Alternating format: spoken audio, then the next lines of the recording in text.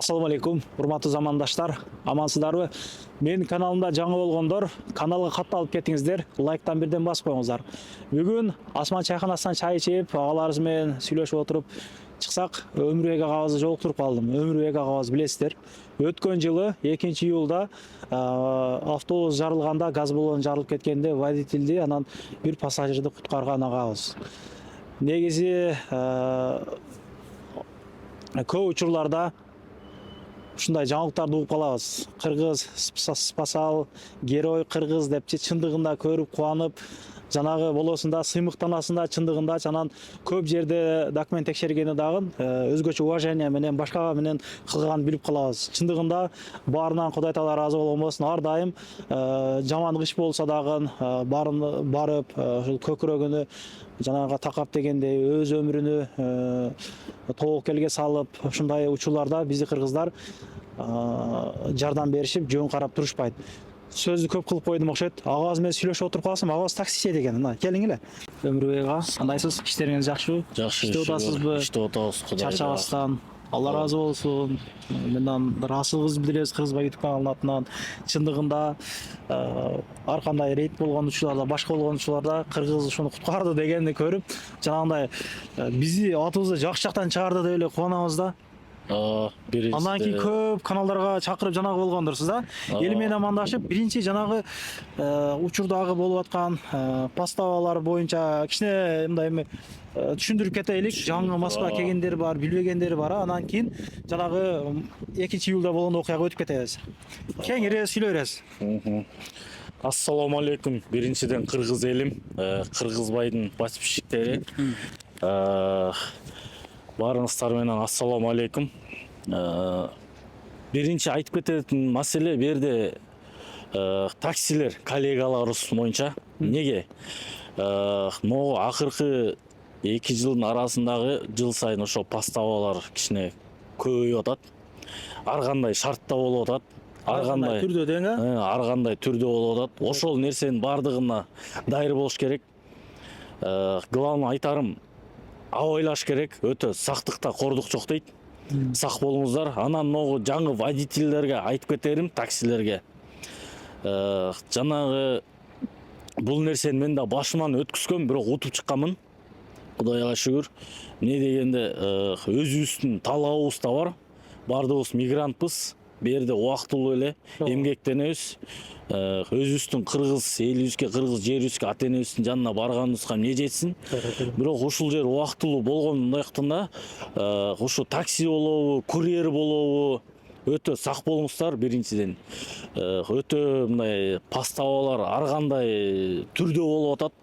Любой вариант жагынанчы ошол нерсеге сак болуңуздар. Биринчи айтарым таксилерге менин айтарым жанагы кагазды Күнүмдүк толтуратын кагаз. Күнүмдүк толтуратын кагазды баарыңыздар түшүнөсүздөр, айтып кетем, мына бурмалап эле толтуруп атканда обязательно өзүңөр үчүн телефонго сүрөткө тартып алгыла. Телефон күнүгө толтургандыкын телефонго тартып алгыла. Не дегенде ар кандай учурлар болуп кетип атат. Ошол себептен, если телефонго тартып өзүңөрдүкүн уверен болуп турсаңар, утуш силердик болот. А если тартып жанандай доказать эте албай калсаңар, утулуш силердин вариантыңарда да. Утулуп каласыңар. Ошол себептен бул өтө айтып аткан сөзүм жаңы водительдерге. Жаңы водительдер көп башын кармап калып атат. Андан кийин моундай жол тайгакта да абайлап айдаңыздар. Жаңы водитель менен эле Кыргызстандагы фит менен бияктын машинасы өтө асман менен жердей. Матис менен деген мындай. Бул жер трасса турба бардык, мо такси чери менен турба, ели менен. Анан кийин жактан фит айдап келип алып, бияка башка машинага отуруп алгандан кийин биякта өзүңөрдү карап жол тегиздей. Жол тегиздеп эле тебе бербеш керек да. Эми мен деле машина минип жүрөм, жаман байкайм да. Сары номер болбосо мындай кылып айдайбыз. Эки болот онда, акчыңдабай эле айдайлык. Анан кийин анан жанагын айтып калдыңыз эле. мындай ар кандай условияда, ар кандай түрдө ушундай поставалар болуп атат. Анан кыздар менен дагы чыгып кыйшалаңдап сүйлөсө кетип калгандар болуп атат. Анан дальше ызчуусу менен азабын көргөндөр болуп атат депчи. Ал нерсе боюнча да айтып кетейин. Ошол кыздар боюнча ар кандай улуттагылар. Бул нерседен да мен башыман өткөрдүм. Ал моментте менин машинамда видео регистратор жок болчу. Видео регистратор жок болуп, бирок мен жүрөгүм орто жолдон сескен да. Кетип баратканда что-то не то экенинчи. Не дегенде бул айтып кетчү нерсем, жанагы кыз айдап бараткан жери менен эле телефон менен сүйлөшүп, как будто бир башкача голос менен, үн менен да башкаларга не кылып, кыскасы мени постава кылайын деген себептен мен алдын ала байкап туруп экинчи телефонумду өзүмө караттым да, видеого до конца жеткенче не болор экен деп тартып кеттим. Тартып кеткенден ошол телефондун аркасынан мынакей деп уже конечныйга жетип калганда, жетейин деп калганда, аркабыздан жанагы ачыгын айтканда полициялар келди да. Тагаларыбыз келди. Улуу урматтуу тагаларыбыз келип туруп, анан мындай тигиндей дегенде мен да өзүмдүн немемди чакырдым. Анан кийин ошол аркылуу мен көрсөттүм да. Бул камераны көрсөткөндөн кийин анан дагы тараптан ошол нерседен да менде утуш болуп кетти да. Булар конкретно булар бизди башкача жол менен постава кылайын деген, бирок эми ортодо алар иштешкен эле адамдар деп ойлодум мен, аны сездим. Бирок ошол себептен өзүмдүн безопасностьум үчүн ошол нерсени кылдым. Ошодон кийин магыбыраак болду. Неге айтып атам? Главный ошол. Билген адамдар көп, ака, чындап. Неге айтып атам? Силерге күйүү айтып коеюн дегем. Ошто эртеси күнү ыйлабай тургандай болупчу. Видео регистратор. Блогерлердин баары айтып кетет, Кыргызбайдагы ар бир канал чыккан сайын, видеосы чыккан сайын айтып кетет, видео регистратор койгула деп. Иштеген нерсеңерди, ырыскыңарды Алла Таалам берет, бирок өзүңөрдүн безопасностьуңар боюнча видео регистратор койгула деп айтам да. Мен да ошодон койгом. Какой-то 1% болсо дагы камераны көргөндөн кийин клиенттер өзүнкүн мындай айтканда тынчыйт да. Тагалар деле. Тагалар деле баркы. Тагалар деле мындай бардык нерсени мындай коет да. Ордорду менен сүйлөп. Бул камера, бул адамдын бияктагы ар кандай адам бар да. 21-кылымдын оружиясы дей бербейсизби? 21-кылымдын оружиясы ушул видео регистратор да, машинадагычы. Ошол камера бул тагдырды чечип коет да адамдынчы. Ошол да. Кудай сактасын, негизи туугандар чет жерде бардыгыбыз ушул тирикилик кылайлык деп, үйлө багайлык деп, же ата энем ажыга апарайын, же үй салайын, же машина алайын, какой-то бир нерселер кылабыз деп ниет менен келип атабыз.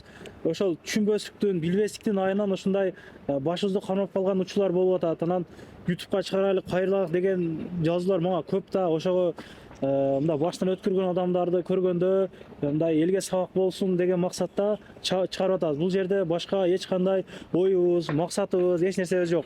Бизден азбы көппү катталуусуз бардыгынан ушундай кайрылык кылып атабыз деген сөз. Анан ошол күнүмдүк толтурган кагаз боюнча, кагаз эми мындай секретарь аркылуу айтып берейин деди эле. Токтотуп калышып, ошол жолдон токтотуп калгандан кийин тартышка кетип, кичине айтып бересизби мындай жабыгыраак кылып, манчалык эле гана кылсаңыз? Жалбырак кылып айтып кеткенде ошол айтып кетейин жалбырак кылып эле. Бул нерсе тартышып кетебиз. Тартышып кеткенде ГОСТо иштегендер өзүнкүн бербейт дегендей эле да. Туура. Бирок биз да өзүбүздүн талабыбыз бар да. Өзүбүздүн да талабыбызды айтышыбыз керек да. Унчукпай калбай. Өзүңө ишенесиңби? Значит, кыл дейт да. Кыл дейт. Анан кийин булар негизи действительно менкин жана кагаз түрүндө айтып кеткендей алмаштырып койду да. Толтурганыңызды толтуруп койгонду алмаштырып койду да. Бул алмаштырып койгондон кийин мен бул талабымды до конца туруп алдым да ужечи. Мындай айтканда эми ал жерде баардыгыбыз кыргыздар не кылып атабыз да. Сиз толтургандагыдай кылып алмаштырып башка нерсени көргөзүп койду сизге. Тем более 1 метрден анын чен именно ошол жерде данныйларыбыз турат да биздинчи. Жана комментарийга жазыш мүмкүн кантип алмаштырып койду дегенчи. Аны мен айтып кетейин, аны алмаштырып койгонун деле билбейм, бирок незаполненный деп эле коет да. Незаполненный деп эле коет. Болду. Алыстан эле папкасын жабып туруп эле числону эле көрсөтүп коет, незаполненный путевой деп. А дальше уже нарыны өзү вывод кылып аласыңар да эмичи, комментарийден. Ошондо эми кандай сунуш бересиз? Ошол чтобы элдер күйүп калбаштык үчүн, элдер күйүп калбаш үчүн, өзүңөрдүкүн уттурбаш үчүн биринчи эртең менен бысыңы жумушка чыгып атканда ошол нерсе толтурулгандан кийин телефонуңарга тартып алгыла. Толтурганда? Толтуруп дайыр болгондо телефонуңарга тартып алгыла, телефонуңарда ошол число саатына чейин турат. 100 алмаштырса дагы телефондогу маселе тагдыр чечип коет да ал жерден дагычы. Анан негизи көп жанын алып жүрөт, өзүңүз эле билсеңиз керек. Көп жанын алып жүрөт. Керекпи же тубаса вообще кыйын болуп калат? Эми мен айтарым, азыр ар кандай рейд да, ар кандай рейд болуп атат. Анан кийин ал нерсени мен албай эле жүрүш керек деп эле айтамын да, менин советим. 8 саатка берилет беле ошондой? 10 саат, 8 саат.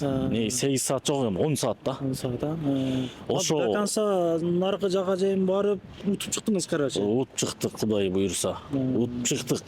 Аягы утуп жакшы эле иш менен бүттү да, жакшылык менен эле. Жакшы, негизи ошол туугандар, чечеде жүрөбүз. Ошол мыйзамдарын сыйлап, ошол тартип сактап жүрө берелик бардыгыбыз. Пешенеге жазганы болот ачыгычы. Мен дагы ошол кече видео чыгардым го, суроо өтүп кетип, байкабай калып, мен деле Озенкиге кирип чыгып келдим ачыгында. Озенкиге кирип чыгып келдим. Өзүм семьям менен барып келдим. Жол таза, Кудайга шүгүр, кар бары жок. Эми жол таза да, жол таза. Чекелер кар бирок жок, кар жааган жер болду. Кудайга шүгүр, 1,5 сутка барып келдик. Кирди чыкты болсо Сүйүн агама кайрыласыздар. Эми документи нитолор да, ошолорго эле туугандар. Бул жерде мен багы ушул менен эле чыгып келет деп айтпаймын. Кимге угодный болсо ошолор менен чыгып келсеңиздер, номерин коюп койдук. Анан 18 күнү келиң анда. 18 күнү Кыргызстандан белгилүү тарыхчы агайыбыз келип атат. Мына Кытайга барып кет, 800 жыл нарактан кыргыз тарыхын издеп таап келиптир да.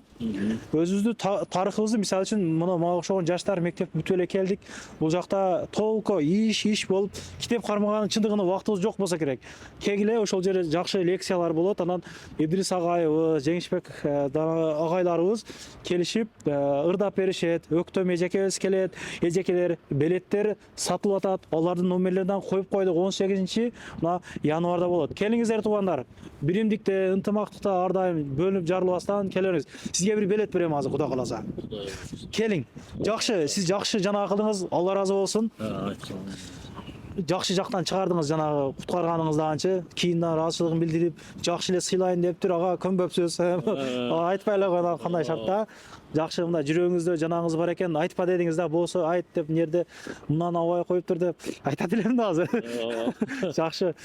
Ушул өзүм билгенин башынан өткөргөн, ушул өзүмдүн бир туугандарым менен жедештерим бөлүшүп коеюн деди. Бул жерден жаман кыйтык издебейсиздер деген үмүттөмүн. Лайктан басып коюңуздар, жаган келген туугандарга жөнөтүп коюңуздар, туугандар. Чындыгында күндөн күнгө негизи вообще эле рейдтер болуп келген. Аны мындай чыгып алып, башталды рейд, мына ондай деп айткыбыз жок. Баардан болуп келген туугандарым. Сак бололук өзүңүзгө. Бисмилlah айтып видеону чыгайлык, Кудай кааласа баары жакшы боло берет. Ишиңиздер ийгилик, канал катталыңыздар. Сизге да ишиңиз ийгилик. Болуптур, тынч болуңуз. Көрүшкөнчө, ассалам алейкум. Анан дагы мекендештер, кимдир бирөөлөрдө кирди чыкты маселелери болуп, ишеничтүү адамдарды таппай жаткан болсоңуздар, мен ушул жерге Сүйүн агамдын номерлерин коюп койгонмун. До конца айдайт, келгенден кийин 3 айга коюп берет, чыкпай туруп, чорныйдан, базадан текшерип берет. Ушул окшогон 7 орундуу Альфард Сианалар менен чыгып келесиздер. Сүйүн кирди чыкты ушул жерге коюп койдум.